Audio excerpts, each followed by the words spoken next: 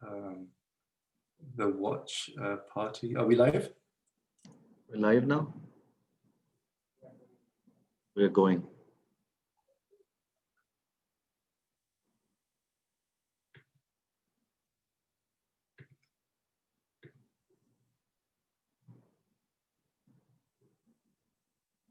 Yeah. Have we gone live? 1 second. Okay. In the process. Thank you. No problem. It's my first time going live. Oh, it's fine. Get used to it. I spent like from April to June, I did all of these Instagram conversations, and I got so used to doing them. I missed them when I stopped doing them. They used to be fun. Very different format. All right, we're live now. Okay, so we are now live with our latest conversation, Exeter Habib seminars on the theme of Islam after colonialism. And sorry, I'm just setting up the watch party. Yeah, there we are. Cool. Right. So it is a pleasure to be here today with our colleague Noman Baig, who is an assistant professor at Habib University. He's an anthropologist who has a PhD from the University of Texas at Austin, which he completed in 2014. And his doctoral research was on forms of exchange and technologies of self and technologies of finance capitalism within a particular milieu, which is the wholesale market of Bolton Market in Karachi, which will be familiar with many people who are in Karachi. Not me, actually, I've never been there. I have no idea. So it'll be interesting if you bring that in as well. We're very much looking forward to his talk. Just like in our last conversation, we were going, in a sense, from the general or the universal to the more particular, and looking at this whole question of case studies, which can tell us a bit about how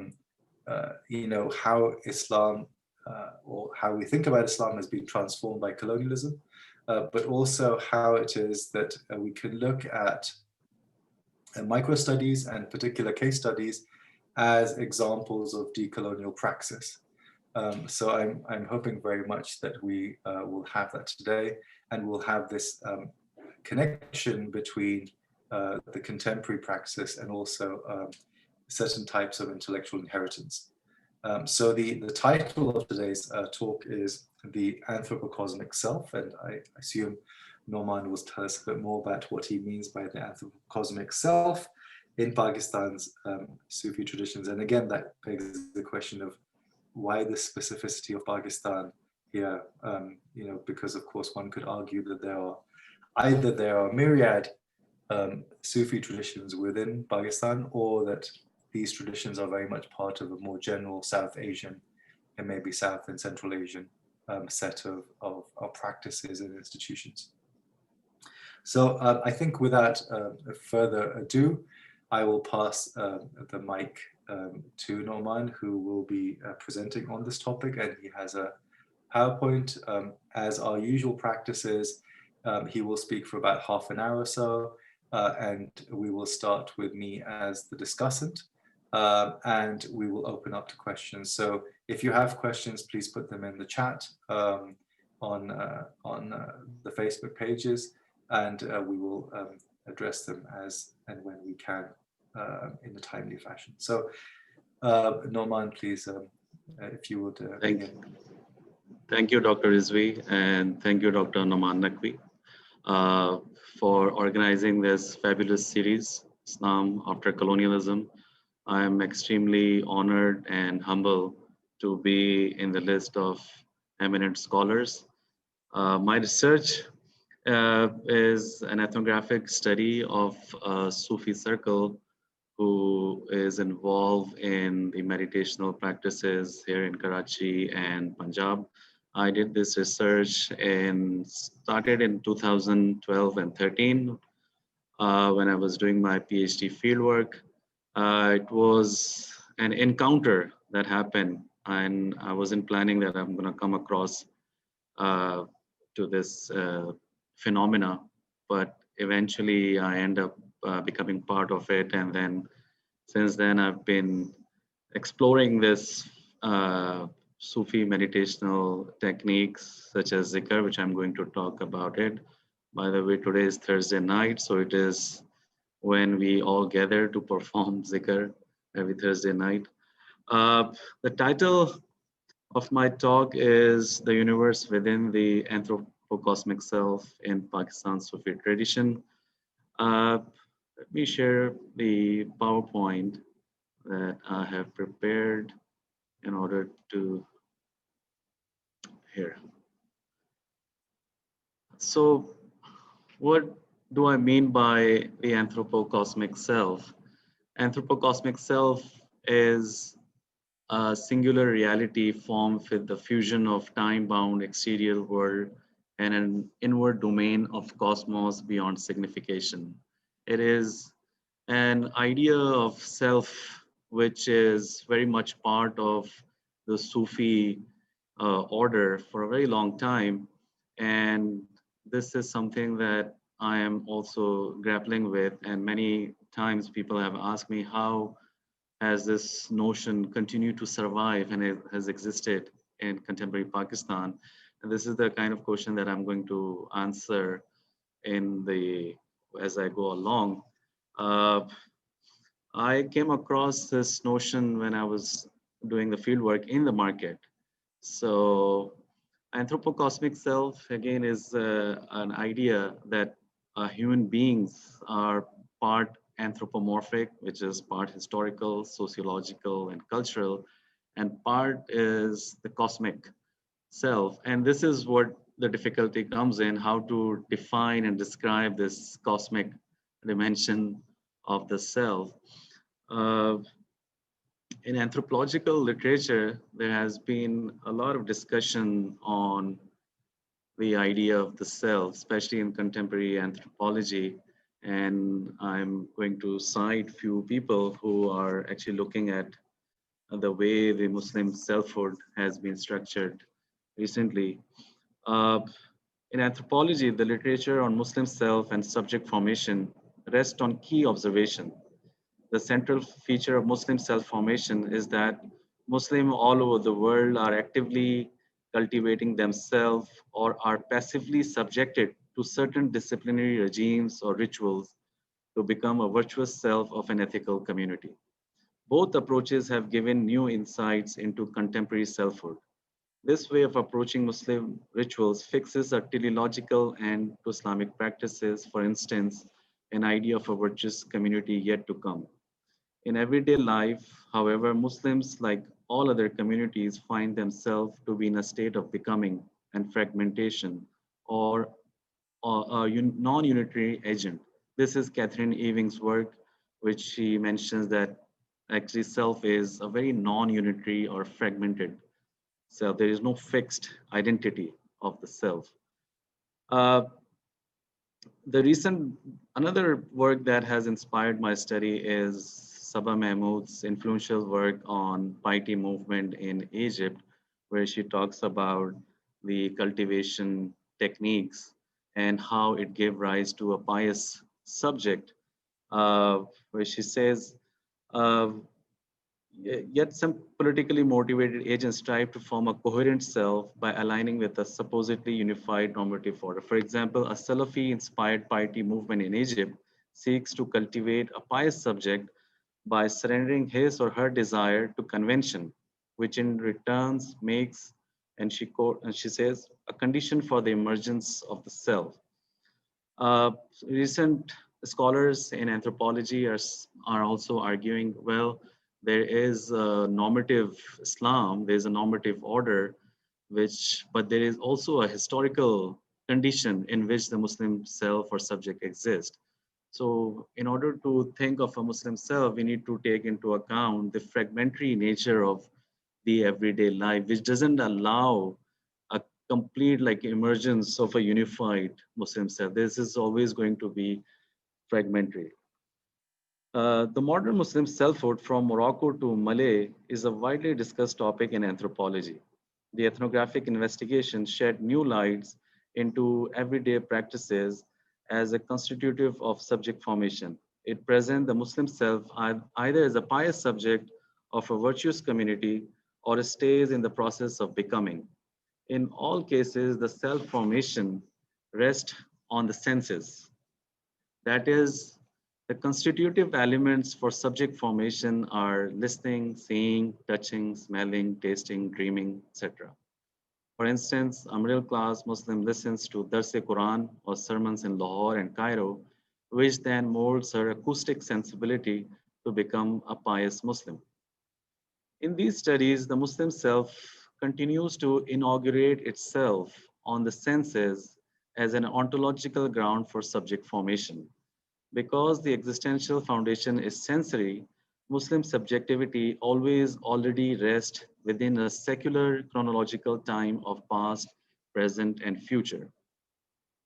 And this is my, uh, you know, you can call it an intervention in the anthropological literature or Muslim subject formation.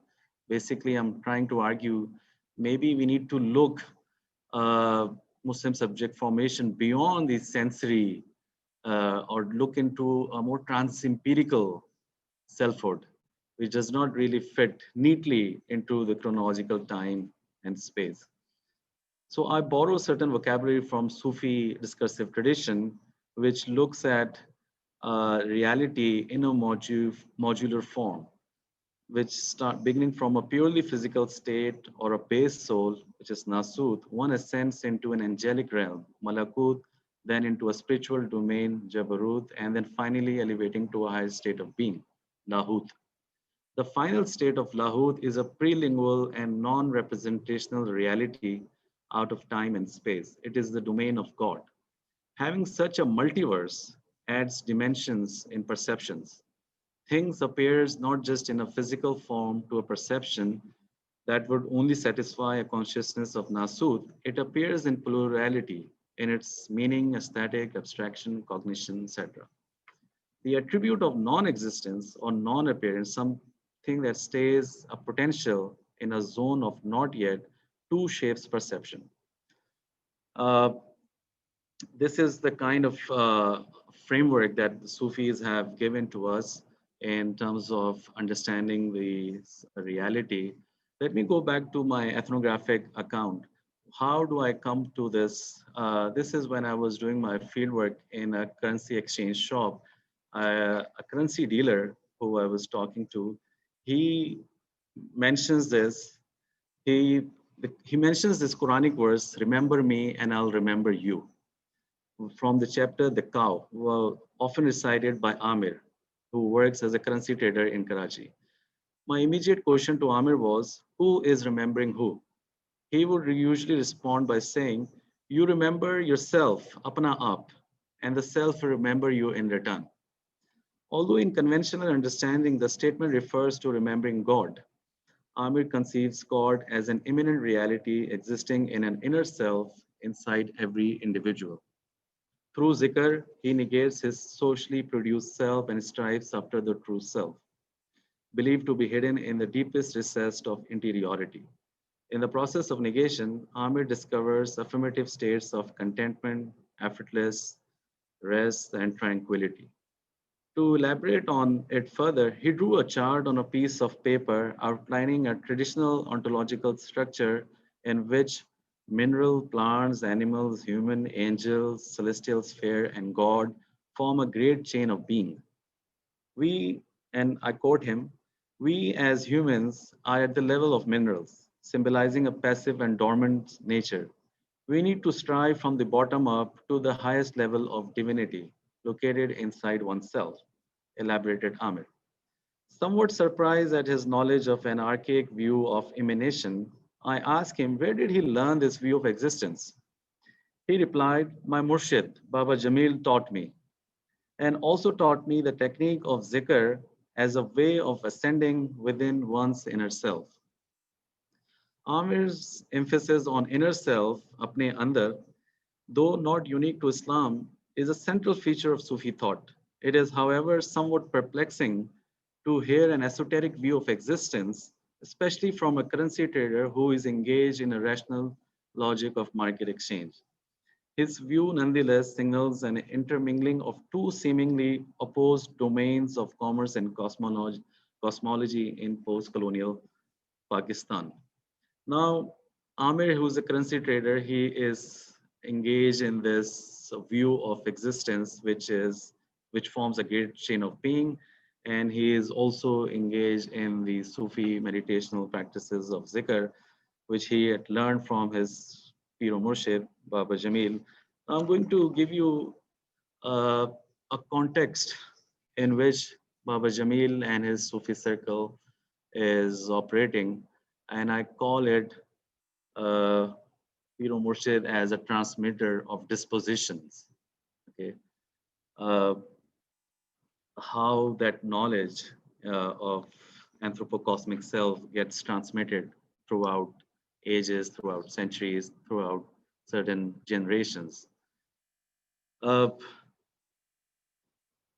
the interlocutors with whom I have spent many years meditating on the self conceive self as a non-dual, the outward reality of the phenomenal world, Zahir, and the inward domain of cosmic truth, Batin. The conception of self makes human nature a non-dual reality exemplified in the concept of Al-Insan Al-Kamil, the perfect human. Such a non-dual existence of the self is best exemplified in the Muslim idea of paideia, adab, whereby the imagination, and here I quote Shahab Ahmed, the imagination is neither of the purely sensible nor of the purely intelligible. Rather, it is the link between the worldly and the otherworldly. It is both at once. Okay, this is not a dialogical modern self, which is what many modern scholars believe to be. The here, this is what anthropocosmic self is. It is half intelligible and purely sensible. Uh, in light of recent scholarship, perhaps a more radical question that emerges out of my ethnographic data is to think of the self whose ontological ground rests on cosmology. Cosmos here is taken as an interiority outside of historical time and space, in the final domain of Lahud, the ontologically prior. The question would be then, what kind of self produces a result of inner contemplation? It is a theoretical and a moral imperative upon Sufi practitioners to suspend the senses. A better way of putting it is to reorient the senses inwardly, inside oneself, believe as an infinite realm of God's mercy. That is to bring a sense perception under radical negation and a complete and absolute erasure of sensory data in order to become hospitable to the unknown. This invisible neither appears in dreams nor in sounds. It perpetually defers signification, yet it stays alive in an imminent experience in the subject. In this essay, I argue the absolute other, the infinity, constitutes subjectivity and makes an anthropocosmic self as a non-dual person situated between empirical and cosmological worlds. I further argue that Sufi subjectivity is a heightened form of paradox, a harmony of two opposites, an everyday life of anthropomorphic world, and a timeless reality of cosmos. Uh, Speaking of a cultural context, let me give you a brief cultural context in which this idea of anthropocosmic self is operating, because it is very crucial. Otherwise, the conversation will stay in a at a very abstract level. And here I would like to bring it on the ground, how it is functioning and what kind of changes in dispositions and behavior it's bringing among people who are contemplating on the very idea of the anthropocosmic self.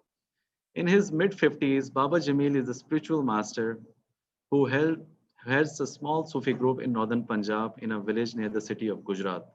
Most of Baba Jamil's disciples are ethnically Punjabi, male, and come from a rural agricultural background. After serving for 35 years as a truck driver in Pakistan's army, he spends his retired life in a role of spiritual master. Married with 4 kids, 3 daughters, and 1 son, his family is part of a larger extended kin network and belongs to an ethnic caste known as Gujar. For the longest time, he was a disciple of Sufi Pir Naqibullah Shah, whose shrine is located near Lahore in Kasur. In Karachi, Baba Jamil's circle comprises a few men engaged in masonry who come from the province of Punjab. They work on daily wages, earning around rupees 2,000 per day. As an Urdu speaking individual, Amir, who I have mentioned as a currency trader, he is the only native of Karachi and has become a key player in the group, performing zikr for more than 20 years now and generously contributing towards the financial expenses of the Sufi order.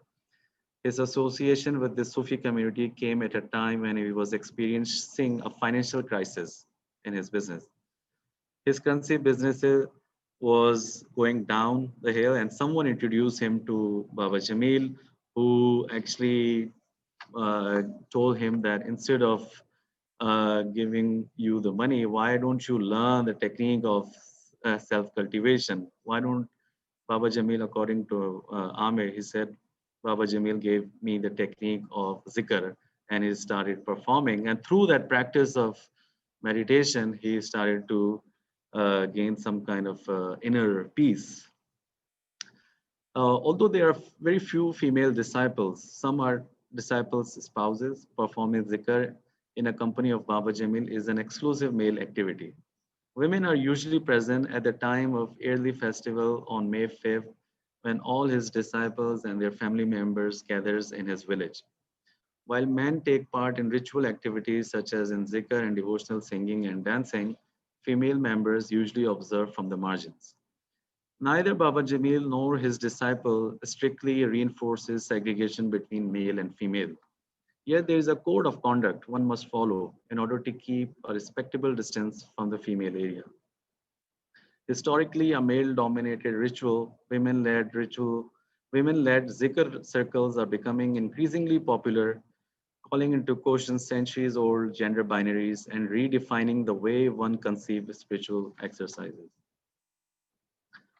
Uh, there is so much to talk about the cultural context. I'm going to jump to uh, the idea of how such an imagination of anthropocosmic self continue to survive in contemporary Pakistan, and how come the self-imagination ritual of remembrance survive? In my view, such an idea of the self is transmitted orally through Sufi lineages, shajara, also known as brotherhoods. The spiritual lineage or shajara are genealogies of Sufi brotherhood. Every Sufi order has a lineage which serves as an unbroken chain of transmission of knowledge. Sufi also draws sacred validation by being in a chain of authentic genealogies. For example, Baba Jamil's Shajara begins in reverse. From himself, it goes to his spiritual master, Sufi Naqibullah Shah, then to Khwaja Sufi Hassan Shah, whose shrine is in India. And after 44 generations, the lineage reaches to Prophet Muhammad in the 7th century. Most of the Sufis in Baba Jamil lineages resides in India. These lineages shift across region, across national borders, and transcends many historical epochs. For instance, his lineage, which has Sufis, Shia Imams, Prophet Muhammad's daughter Fatima, and the Prophet himself, are scattered in entire Indian subcontinent, Afghanistan, Iraq, and Saudi Arabia. It is an unbroken chain or silsila, carrying within it the toil of 14 centuries, which is remembered and recited every Thursday night after zikr. So after every Thursday night zikr, these people read this genealogy in order to remind themselves that they belong to a particular lineage, uh, and they have inherited this practice from this silsila. Here, an idea of anthropocosmic being and the practice of zikr comes down directly from the unknown realm of God revealed to Prophet Muhammad, transmitted to his household, Ahl Bayt, and to saints, and then finally to common people. But not all shajras are authentic and true. Some people also forges shajra to draw cosmological authentication and do people who are in desperate need of spiritual solace. Most importantly, according to Baba Jamil, the knowledge of the self is a secret knowledge transmitted from chest to chest, sina ba sina. However, it is a prerogative of Pir whom he views worthy of knowledge. In his opinion, everyone is not seeking self-knowledge, and not everyone is capable of an immensity of the secrets of the self. A spiritual master has to create bodies as receptacles known as Razdar, who can hold and guard the esoteric secrets of the self. So basically, the Piro Murshid, he creates those bodies which can contain the secret of the self, and he calls those people Razdar. So it is transmitted sina basina to the common people. And in Sufi, if you read Punjabi Sufi poetry, there are many instances where Sufi poet talks about the spiritual significance of the Piro Murshid. A famous one is the 17th century Sufi poet Sultan Bahu, where he talks about Alif Allah Chambe di Booty, Mere Murshid Man Vich Layu. Is in Sufi folk poetry, Murshid Pir is represented as a true master who pierces through a veneer of ego and plants zikr in a disciple. The transmission of a prayer formula, dhikr, from a master to disciple, for example, is described as an injection of seed into the soil or a womb of the disciple. The metaphor of the seed indicates a radical, literally taken from the rat, which is root, nature of being, always already in a state of negation and affirmation. Uh, Performing zikr is, is something that the Sufis pride themselves, and this is what differentiates them from the other. I mean, they have to perform zikr every night, and especially during 2 and 4 in the morning, which is the hardest part. And you have to give up your sleep, wake up, sit, dozano, and then perform the meditation. Uh, Let me also speak of the kalma, which is recited in order to actualize the idea of the anthropocosmic self, because this is the exercise, the spiritual exercise that allows you to strive towards the divine. And I'm going to speak of the kalma, which is the foundational logos. The normative reason for envisioning oneself as a cosmic being comes from Islam's axiomatic principle, La ilaha illallah. There is no God but the God. The statement, also known as kalma, the word, becomes a testimony, shahada, for believers that she bears witness that there is no God but Allah. Professing oneness of Allah, Tawheed, is the foremost article of faith. Baba Jamil and his disciple ensures that I understand Tawheed in existential terms. What does no God, Ilah, and Allah refers to in Kalma? Ask Baba Jamil. He responds by saying the no gods, which is Ilah, is the negation of greed, arrogance, lust, envy, whereas Allah means affirming the inner self. He spends hours on elaborating the esoteric dimensions of Kalma, but the emphasis remains on giving an everyday interpretation of Kalma. He ensures his disciple understand the foundational reason first before it is internalized as a sensory experience in the present. So Kalma doesn't just stay as an utterance. Okay, here I'm going to emphasize on Kalma as a ritual, and not just as a ritual, but as a philosophical ritual, because it is when it is performed, it allows the emergence of a particular kind of thought. And what that thought is, we're going to see that kind of thought emerges. From a Sufi philosophical point of view, the structural or foundational reasoning, the logos or kalma, upon which the entire edifice of Islam stands, has two parts. The first half, there is no God, begins with negation, la in Arabic. In Sufi discourse, negation refers to a purification of the soul, tazkiyah nafs, a paradigmatic technique of self-cultivation. In its essence, comes closer to Greek notion, which is about the training of the self by oneself. One of the oldest treatises on Sufism, Kashf al-Mahjub, written by the 10th century Sufi Ali Hajwiri, described by negation, and I quote him, by negation, the Sufis signify the negation of the attributes of humanity, and by affirmation, they mean the affirmation of the power of the truth. In Christian mysticism, negation is known as kenosis, the self-emptying of subject. Negation also plays a central role in the form of a negative theology or apophatic method of knowing the affirmative. The idea behind negation is that one can never know the true essence of God. He can only be known through the process of negation by eliminating each and every conceivable phenomena, including the culturally induced idea of God. The second half of Kalma is but the God, or simply the God Allah. It is seen as an affirmation, asbat.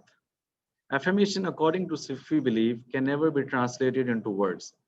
It neither exists in language nor in consciousness.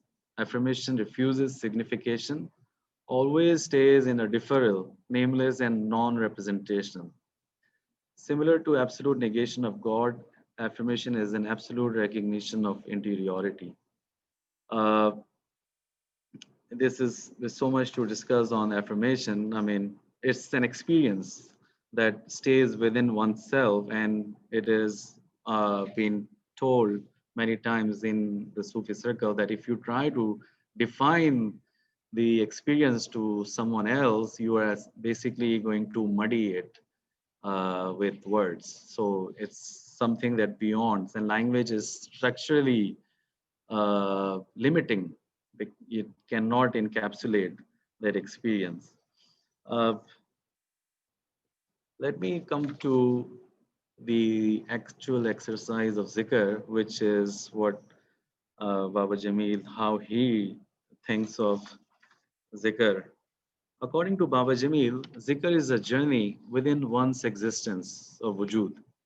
In Sufi discourses, journeying within oneself is called wayfaring. Sometimes he would say, do zikr in a way as if you are witnessing a mushahada of your own self.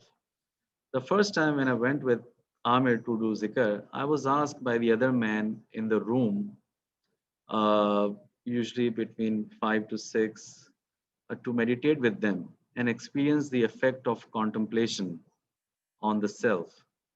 Uh, they so when I went there the first time, I was observing how they are performing it, but I was asked to actually be part of this ritual rather than observing it. Basically, to do actual like a participant observation, to participate and experience it. So, because for according to them, once you perform it, you're going to get the actual pleasure. And the word they use for pleasure is called maza. And the I was curious to know what this maza is, and which is in Sufi experience, a direct experience, zok, uh, in it. So by performing the zikr, you are actually going to experience it. So how it is performed and the conversation that happens before it is during zikr, a person sits on his legs as long as he can endure the weight of his own body. 20 minutes into meditation, the leg starts to become numb and the blood flow slowly stops. The effect of numbness diffuses into the lower parts of the body and deny corporeal sensation. The head is bowed down to the knees and then gradually lifted all the way up to finally be brought back close to the heart. There is another participant who I call it Zafar. He suggested दिमाग को दिल की मेराज करानी है. Make the mind ascend to the heart. So you sit like as if you're sitting in the namaz, and then you rotate your head.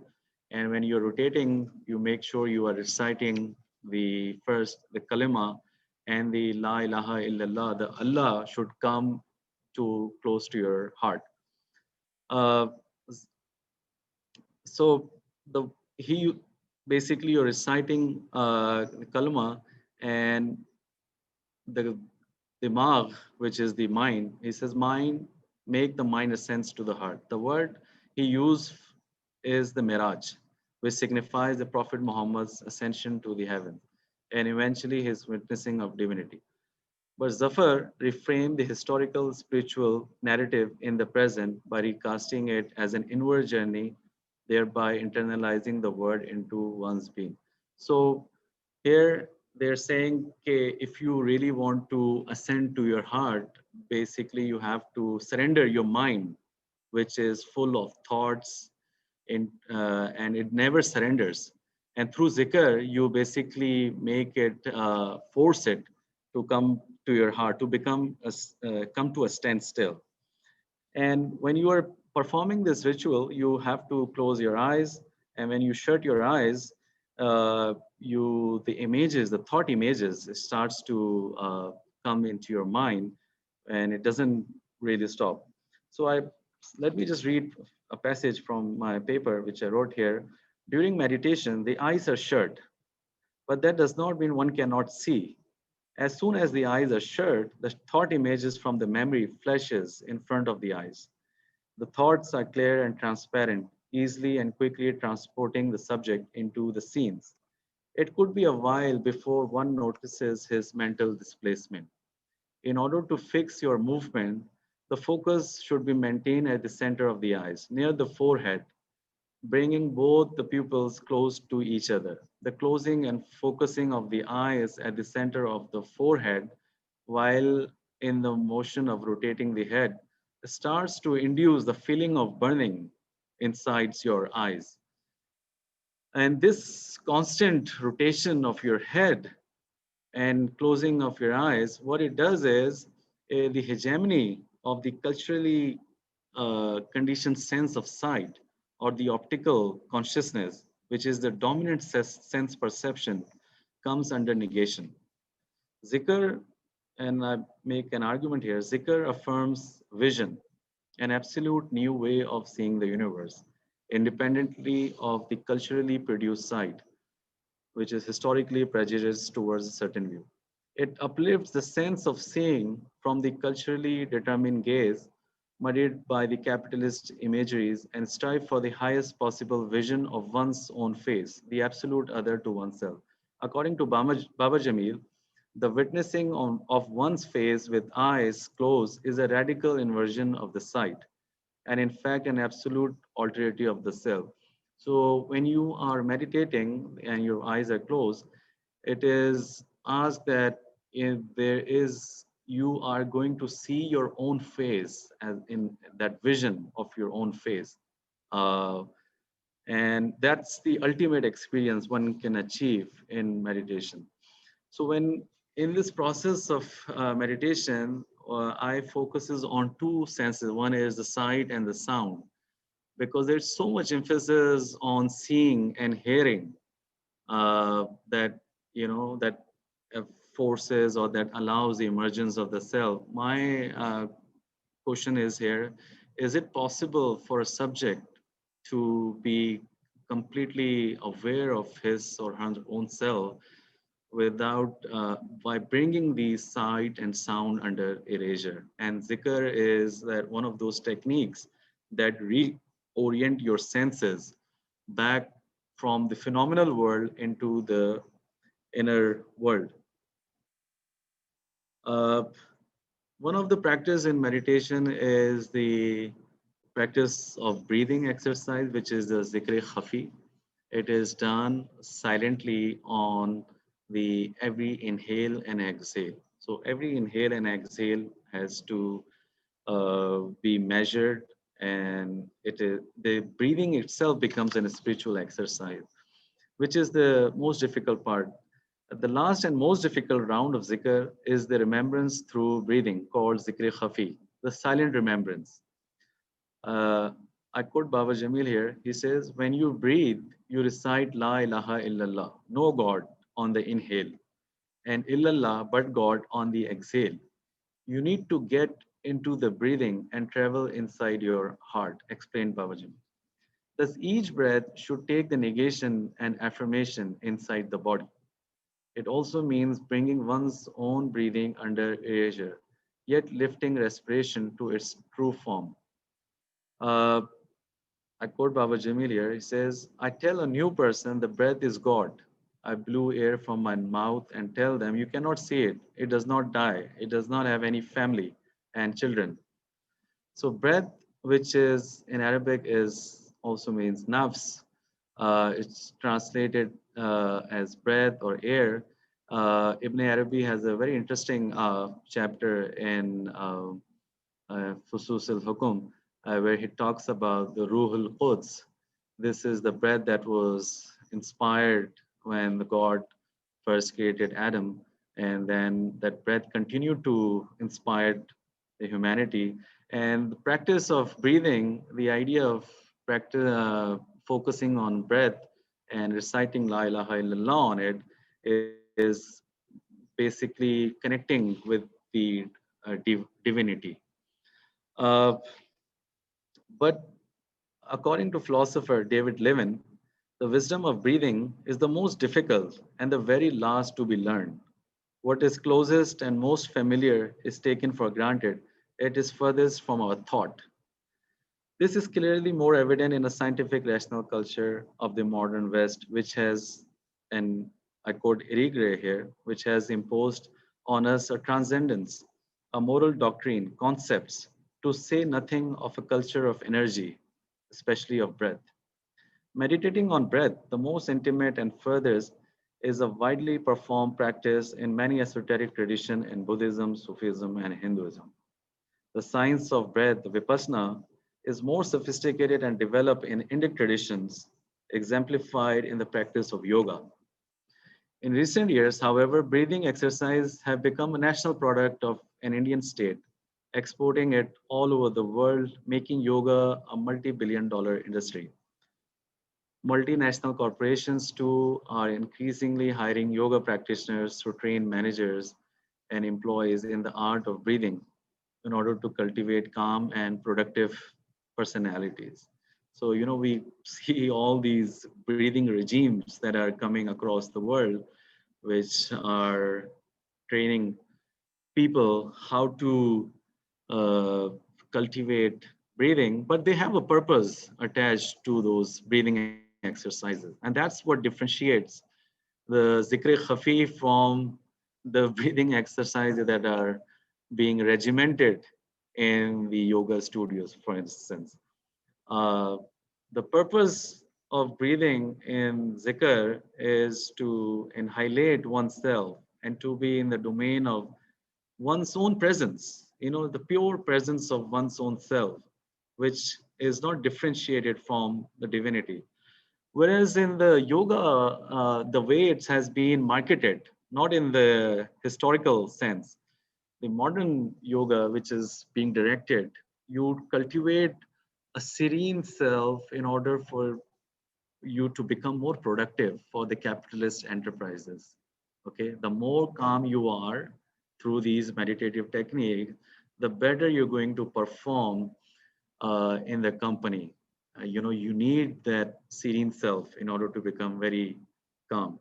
I'm just going to conclude here with some of the thoughts, and this is the title of our the theme, which is Islam after colonialism. Uh, After looking at this whole ethnographic account, one wonders why and how these exercises continue to survive in contemporary day and age. Uh, there has been discussion on that Islam has been so much uh, reconfigured or deformed in the colonial period, but maybe there are some fragments and traces that continue to survive in this secular age, you can call it, or a scientific age.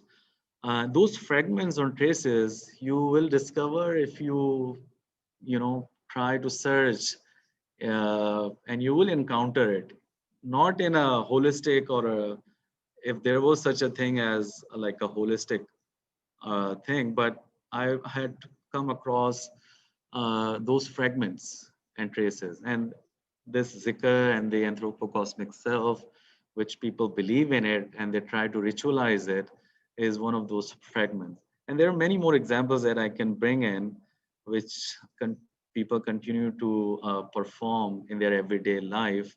And I think I'll mention it as we have more question and answer. I'm going to stop here and give the floor to Dr. Rizvi. Thank you, Noman. I think if you stop sharing your screen so that we can Stop screen. Okay. Yeah, that's good. Okay, right. So thank you for that. There are lots of questions which have arisen, and I'm sure people will have questions as well. So I will maybe just start off with one kind of general one, and maybe a couple of specific ones. Sure. The general one, I guess, is one of the big themes is basically just as we can ask, what do we understand by Islam and how it's made in colonialism, we can ask the same question of Sufism, right? So there is often a sense in which, Sufism after colonialism is made into an institution which is about power relationships, in which one deals, for example, with the peers, and the peers are these colonial stakeholders. They're often major landlords, they're political, significant figures of patronage. They are, in a sense, devoid of perhaps that moral, imaginative authority of linking back to the Prophet. It's not that which makes them important for the colonial authorities, but rather their significance in the socio-political economic sphere. And then alongside that, you have this kind of remaking of Sufi ideas and praxis as something which is entirely otherworldly and irrational, right? So, for example, we have so many modernist Muslim thinkers. One thinks in the Pakistani context of someone like Fazl Rahman, huge name in Islamic studies, who was notoriously hostile to Sufism, precisely because for him Sufism was something which is holding Muslims back. It was holding them back because it was engaging them in rituals and metaphysics, which frankly was not terribly useful. It wasn't useful in modernity. It wasn't useful for the rationalization of their faith, and it certainly wasn't useful for them to become productive, agents within a capitalist system, right? So there's that kind of big issue of, how can we maybe use this sort of case study to push back on some of those ways in which we look at colonialism, and that also raises the question of what was Sufism before? So, you raise this question of the traces which have survived. So how do we make sense of that? Why have these traces survived? That's one element which I think follows on from that. And the other one is, you mentioned yoga. And now, of course, there is the kind of negative aspect of yoga, which you mentioned, which, I'm minded to think of David Gordon White's book on the Yoga Sutra, and how we understand modern yoga as a set of practices is very much a colonial invention. It's not, for example, either the philosophical school of yoga as understood in the Samkhya Yoga school, nor is it necessarily the practices which were known to Sufis in the early modern period. For example, the Shattaris, people like Sheikh Muhammad Ghaus, and the practices that they talked about and actually envisaged. So this is the one kind of bundle of, I guess, comments and questions which I have, which is, how has Sufism been transformed, disfigured, if you will, and how do we find traces of what might be before, so we can think about using this as a decolonial practice to speak back to that. And then I have a couple of very specific questions. One is about the this tariqat that you're talking about, the circle, is it associated with a particular order? Because I'm wondering about that. Yes. My assumption is that we're either talking about Chishtis or we're talking about Naqshbandis. And Qadri and Sohrawardi. oh, you Qadis and so on. Okay, that's interesting. Because a lot of the themes that you were talking about, you know, for example, the paradox of the self who is both in and of the world, but out of the world and across space and time, you know, reminds me of that classic,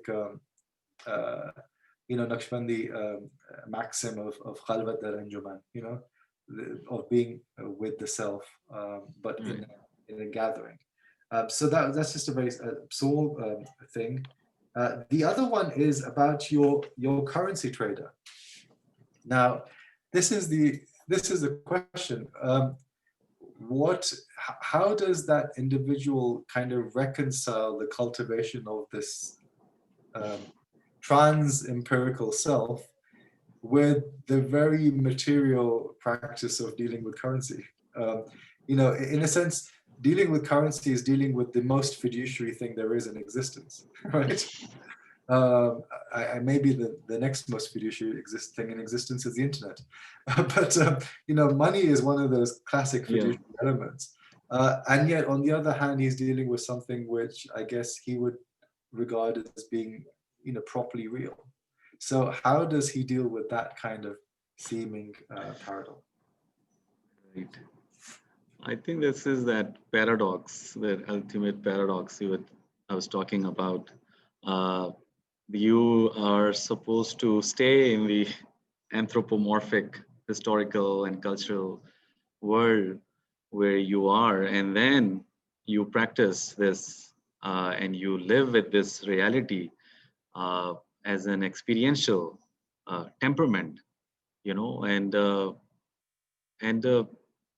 this is what in Sufi and Punjabi poetry, you know, Bulle Shah mentions this, where uh, Kande ke nok pe nachiya, there's this, you know, thorn, and that is so Shabnam ka Katra is like we're dancing on that tip of the thorn. So this is the kind of metaphors that's being used for describing this paradoxical relationship, living with the experiential reality, existence of the unknown, and the currency world or the other market, other kinds of market. So uh, I think it's an ongoing practice, an ongoing tension. I mean, to say it simply, you have to, if you give up on your practice of zikr, there's a chance that you're going to get sucked into the market rationality or market domain. And so you have to keep lifting, keep elevating yourself through meditation. It's a battle, it's a tension. So that's a short answer. And this is the larger project actually. I mean, because that raises an interesting question. As you, I'm sure, know, in some of the other orders and in some other conceptions, the two markets, the market of spiritual values or praxis and the actual commercial market, are seen as being mutually enforceable, right? Enforcing. So, you know, a lot of the Naqshbandis very much embrace material wealth, right? They embrace the idea that this sort of spiritual practice actually helps you be successful in the world, be successful in material terms as well, so that the two work closely together. I mean, I've seen that with many different Naqshbandi groups, especially ones which seem to, I think, target very much middle class followers. Yes. For whom it's all about, you know, the way in which that spiritual practice and the worldly success are seen as being mutually enforcing. The other kind of example I can think of, maybe a bit more controversial example, is the you know, the movement which has been phenomenally successful amongst the trader community, and this is of course Dawat Islami. So Dawat Islami, you know, is this very successful kind of, I'd say, quasi. It's not necessarily Sufi as such, but Sufi Barelvi generally. Yeah. And of course, it emerged from the Mimran community, Mhm. which was very much, I guess, a trader community in that sense as well. So those are two examples where it seems that it's not so much a paradox, but it's rather a complementarity of the two. Mhm. And that, in a sense, I think also poses potentially an interesting challenge to this colonial narrative about what Sufism is, right? Yeah, I think so too. I mean, this is the Sufi orders, tariqats, whether Naqshbandi Khankas and in Turkey and or large Sufi orders in Saudi. I mean, they would not survive if they did not have a continuous source of funding or income or tributary sum of money coming in that feeds into the everyday operations of the order and the taking care of certain disciples and people who are not even part of these orders, yet they come to the pir to ask for some kind of financial help, and that's how the spiritual authority of the pir gets establishes, that you have to care for the disciples, their well-being, material well-being as well. So it's, and I think when I read a lot of these Sufi textbooks, I this financial part is completely missing from it, the political economy dimension. How about bringing it together and having a dialogue and a conversation, because they kind of overlaps. I mean, overlaps, but also they stay separate. And that's the beauty that I would like to write in my project. Okay, these people they do eat, they do langar, they also do ors. For ors you need tons of money, you know uh, and look at the way they spend the amount of money in these kawali, for instance. They're like literally showering it, where does that money goes? It goes to the supporting the families of kawal and the people who are cooking food and people who are bringing wood to burn the cauldron and fire. So there's a whole economy, that goes with it, and that is missing. It becomes so esoteric in it. And in my paper, I do get esoteric when and there's this philosophical bent in it. I read these literature, uh, and I think that's why not. I mean, why not think of these Sufi communities as philosophical communities? Why not think of zikr as as an epoche, which is the bracketing, the negation of the judgments, and then living the life of what Levinas call it, like hospitality to the unknown. The subjectivity is hospitality. Like imagine you living in that, and you don't know. It's not guaranteed that the mehman that the guest is going to enter into that domain of yours, and they are doing it, continue to perform this ritual. Sometimes there are no conditions as well when they're performing rituals. I mean, they're just doing it, they're just performing it. So it's a bodily performance. And there's some anthropological literature. Anthropology usually shy away from when anthropologist himself goes into this practice. They're like, you Yeah. stay away from it. Well, yeah, I mean, that was very noticeable because, I mean, there are lots of anthropologists who've written about Sufism, but not necessarily Yeah. always written about them being part of that zikr circle, right? Yeah. So, and I think that's a fair point. Um, the related to that, there was another point which I wanted to raise. Yes, so I guess another way in which this sort of material kind of speaks back a bit at some of the sort of colonial discourses about Sufism is again this idea, a classic example of it is in Ernest Gellner's work, the idea of the high culture and the low culture, so Hmm. there's a learned tradition of Sufism and then there's a popular. But what you suggested, which I think is very sensible, is that a lot of ideas, for example, from Ibn Arabi, this idea of the Hazarat-e Khams, the idea about what Sufis, what zikr is as relating to the, the nafas al-Rahman, the breath of the merciful. These are clearly coming through in some of the conversations that you've had. And so it really begs the question about this rather, and it's not just, it shows you how this kind of colonial discourse about Sufism permeates modernist Muslim thinking as well, because it's a class issue. Middle class Muslims kind of looking back at your average malang or your average murid at a khanqa or a dargah, and not realizing that you don't have to have read Ibn Arabi, you don't have to have read the Fusus al-Hikam, you don't have to have read Hajviri's Kashf al-Mahjub to be familiar with those ideas and to have lived those practices. So there's this element of that discourse which is so pervasive. Yes. Again, this I think gives some really good ways of pushing back at some of those rather simplistic ways of looking at Sufism. Absolutely. We have a question which is on the nature of the shajara. So the question is, why is the shajara important for zikr or generally for Sufi culture? Right. I mean, it's a lineage that the Sufis create. They're trying to be in that chain. So if you are in the chain of, let's say, of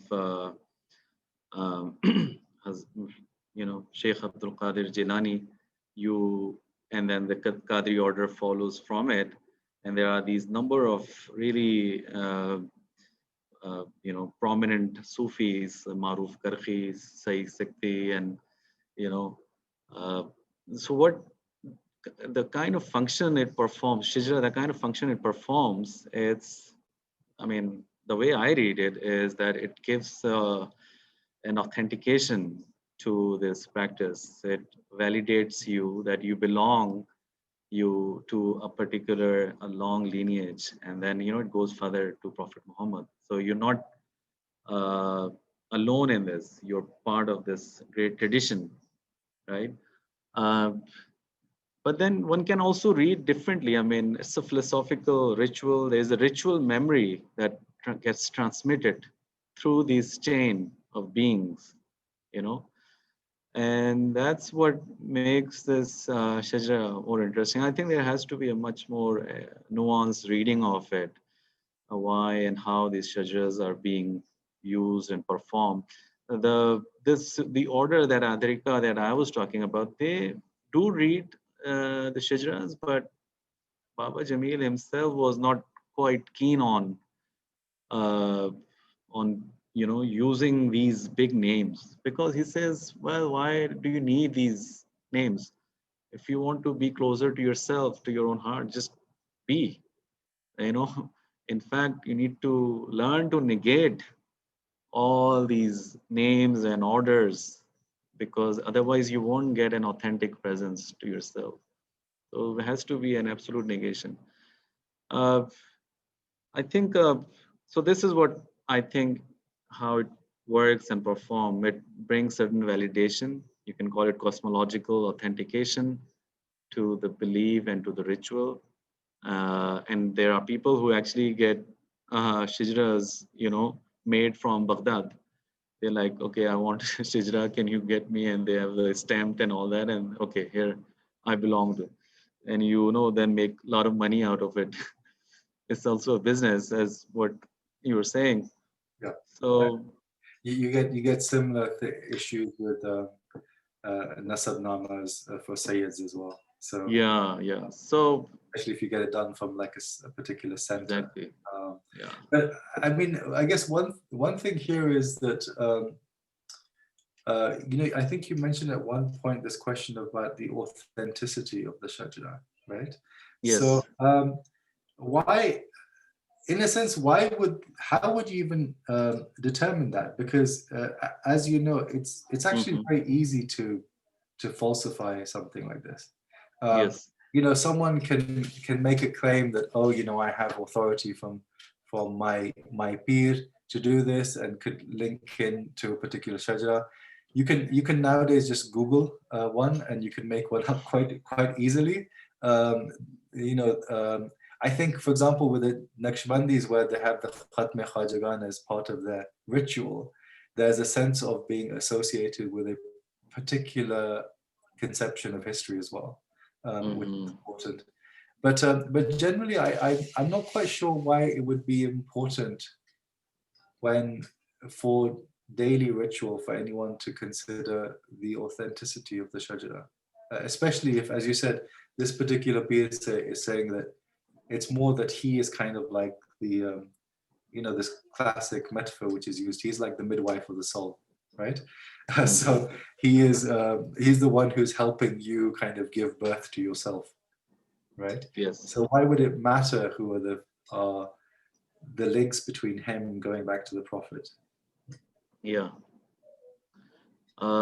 that's true. But I also, what you were saying earlier, when I encountered this practice and this whole idea very ethnographically. So as an anthropologist, I focus more on rituals. So it was performed, in front of me, and I got into it. It's from I went to the text after performing those rituals, after, first observing those rituals. Then I discovered that Ibn Arabi had said something about zikr or about the breath. I discovered very late also something, and that even, I went very in a very eclectic sources, like even Plotinus, when I was reading Plotinus, reminding me of like so much resonance between the experience that he's talking about. You read Dara Shiko's Majmuat al-Bahrain, where he is talking about, not in that book, but there's another book, forgetting the name, where it talks about meditation and the breathing exercises. And it reminds me of, this is such a world that the rituals and the text are kind of somewhat in conversation.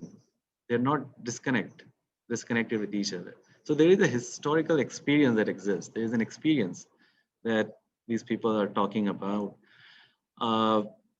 There's another point I would like to mention about anthropocosmic being. If there's a lot of recent work that has been done in Latin American, Amerindian cosmologies, where they're looking at the cosmopolitics, where they're looking at being as cosmic beings. So for them, the cosmology is the relationship with the alterity, with the other.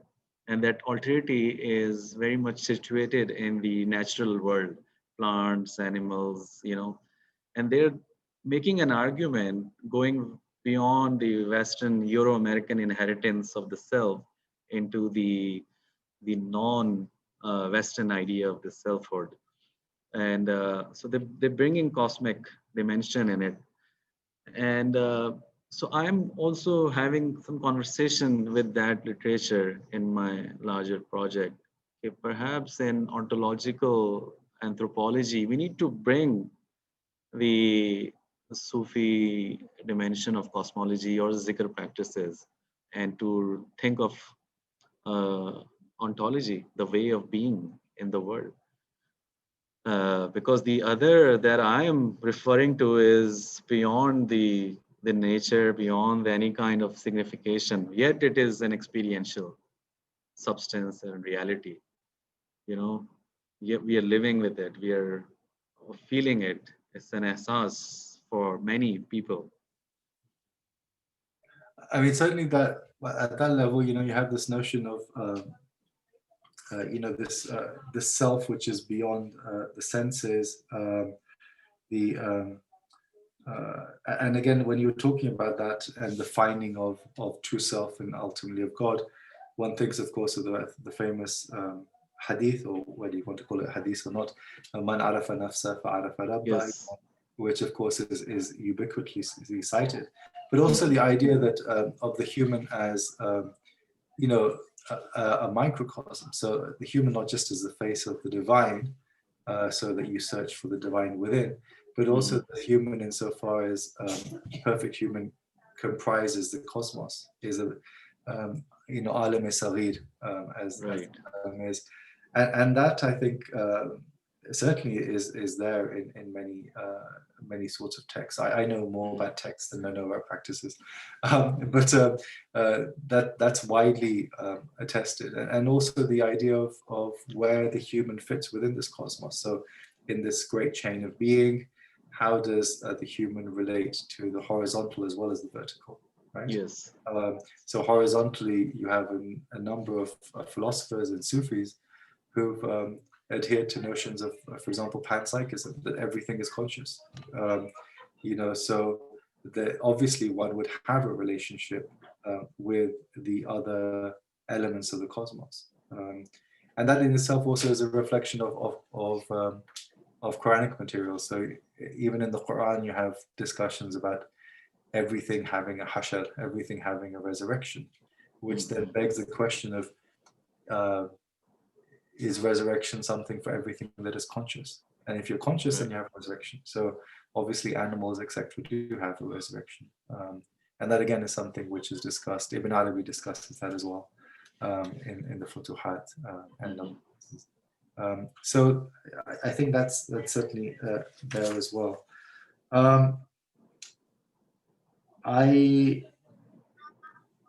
Let me, there don't seem to be any other questions. If anyone has any questions, please do send them. But I'm going to ask you some kind of as a final.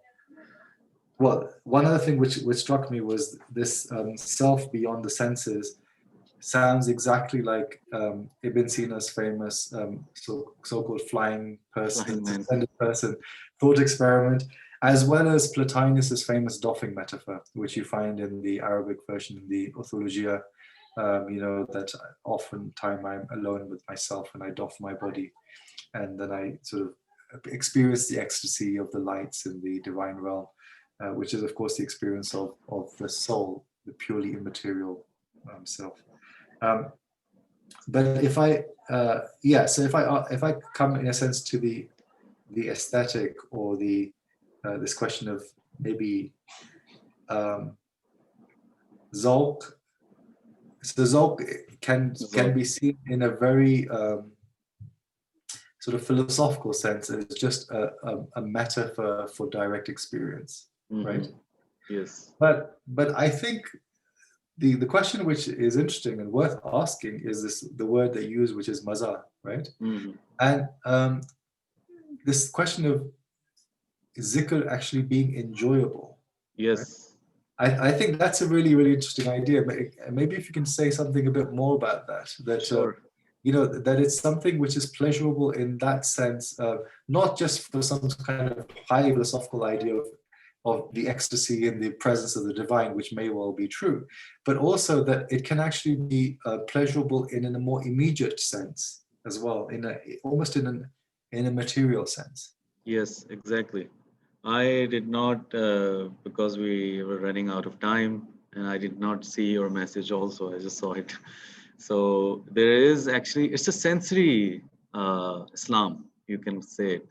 And that's where I wanted to go into not into a normative or historical, but an affect as a sensory, the way it is lived. And the experience that these practitioners talk about, they always talk about maza, of course, but the resultant is the sukun, the sukut, you can call it, which is uh, always in this terminology, existential feeling of calmness, and they feel that they are having this very content soul, which is nafse mutmainna. It's considered the most elevated form of existential experience one could achieve in Islam. It's like, it's the phenomenology of religious experience in the secular age. And I take experience very literally in the form of maza, in the form of very sensory. Yes, I'm calling it suprasensory, but at the same time, you experience it. It's the sukut, it's the disposition that changes with this exercise.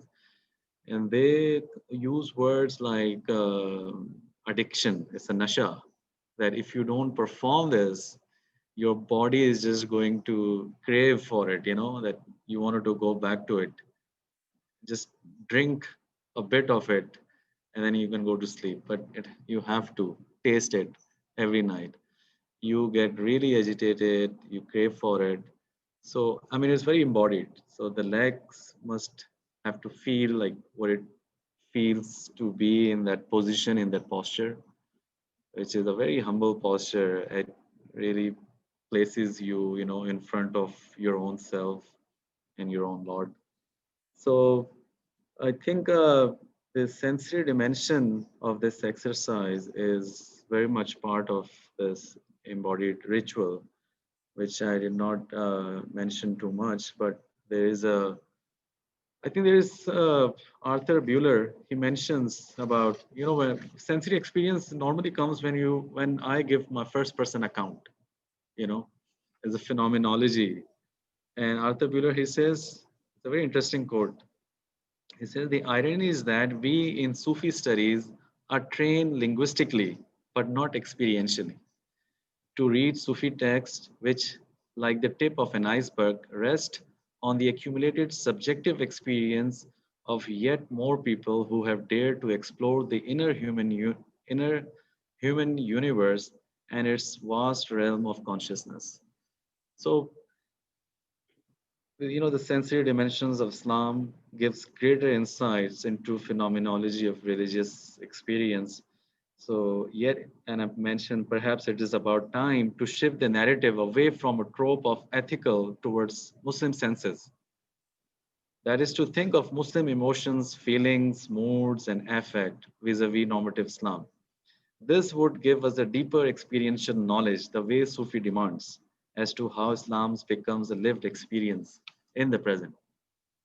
This is what they are demanding. Is to I mean, I think that's very interesting because of the again, that kind of feeds into my critique of modernist Muslims, because yes, if they go to a dargah or like a shrine, I think they're confused in many cases because the experience is not something they can relate to. But they also are incapable of linking those experiences with maybe the texts. So even if you were going to say the texts have a normative element, to me, the relationship between the texts and the practices that shrines are very clear. It's yes, astonishingly clear how easily that you can link them. And yet that again seems to be something which is broken in the experience of most people. And that's precisely this kind of sense of either revulsion or confusion or just, culture shock, hmm at what goes on in a shrine. And at the same time, the affective nature is why you get, the phenomena of what I would call like shrine or pilgrimage junkies, right? And I don't mean junkie in a negative man. You're right. It's an addiction. So yeah, this is something that people do because it is pleasurable, and yes, because that is very much part of the way in which it affects their selfhood, um, and it affects how they see themselves being in these particular places. yeah. Good. Sounds good. Are there any question?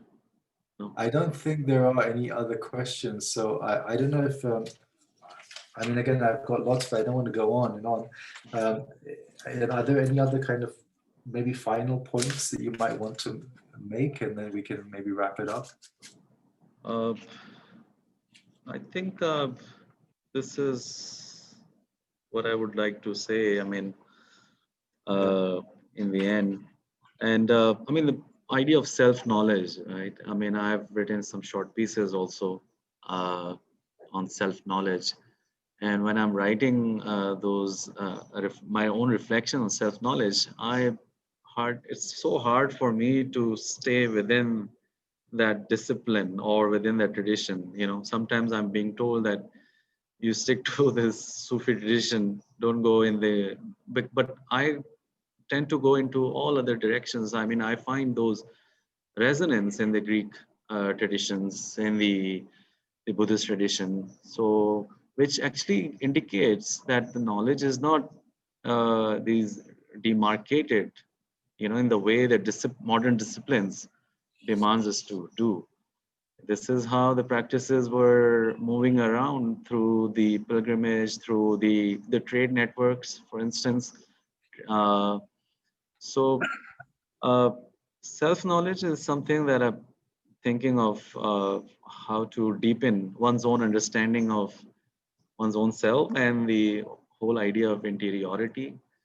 How can we bring the question of interiority or the idea of interiority? It's so archaic now. Nobody uses the word interiority. It's like you call it mind, or I think soul is also becoming obsolete. Is a consciousness.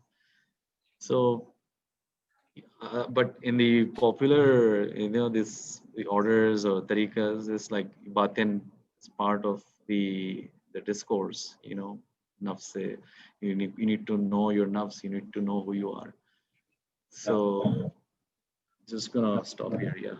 Okay. No, I mean, I think that's been fascinating, and certainly I guess these are kind of techniques of the self which are not unusual. There are lots of ways in which we can categorize them. There's the other paradigm that I'm very interested in, which is like philosophy is a way of life. So certain practices, spiritual practices, is very much informing one's ethics, one's Exactly. kind of effective being within a community. There was one thing which I forgot to mention earlier, which I thought was maybe an interesting reflection on what you were saying about um, the non-sensory self. It also seems to me that when one's doing a zikr in a group, then one is that selfhood is still very much embedded in two types of communities, right? So there's like this trans-historical community, which is the figures of the tariqat, right? So you're in that sense you're doing zikr collectively with people from previous generations, but also you're doing zikr collectively with the people who are right there in your immediate Yes. vicinity. And that is a way of looking at self and community, which I think is a bit more interesting than some of the again rather tedious liberals versus communitarian approaches to self and other, which we Absolutely. also find in which people often say, well, no, Islam is not about liberalism, it's about communitarianism. But it raises the question of, well, what do you mean by communitarianism? This is clearly not one in which the self is disappearing in some way, or the self only has meaning through that immediate community. But there's two elements of community which are working. Right. So anyway, that was just a kind of one final Yeah. observation, perhaps. Thank you very I much. mean, when you sit in that circle, you do feel that the bodies are all like connecting with each other. So there is that dimension. Body becomes your singular body becomes like the collective body here. And there is this repetition, the rhyming, and then there is this synchronicity that emerges. Yeah. It feels that you are part of the larger order, and that brings a lot of strength. So. I mean, I'll give you one simple example. If you go to, say, Karbala on a big day like Arba'in Yes. Ashura, Yeah. so when you enter, you have no volition because you can only go where the crowd takes you. Exactly. And you are not aware of whether you're saying something or someone else is saying something, because there is no clear sensory independence left in Yes. that crowd. Um, Exactly. you might want to insert it, but it's impossible to be sure. Yeah. And Yeah. that's just one example of a huge gathering, but one in which the communal really then does lead to this whole question of what sort of transcendent self are we Mm. talking about. Anyway, that's one small observation. Again, a personal. I'm not an anthropologist, but it's a personal observation. Okay, All right. Noman, thank you for this conversation. I think this has been wonderful. Thank you for the paper. Thank you so much.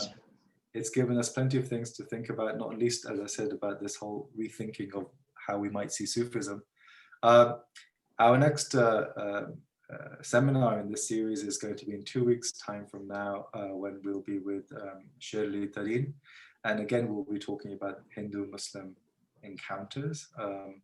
but perhaps in a slightly more modern context than the one in which Shankar was talking to us about a few weeks ago. So we're looking forward to having everyone with us for that next one. And so it's anyway, bye from me, and hope to see you then. And thank you once again to Noman and all of those who've joined us to watch this. Thank you. Thank you.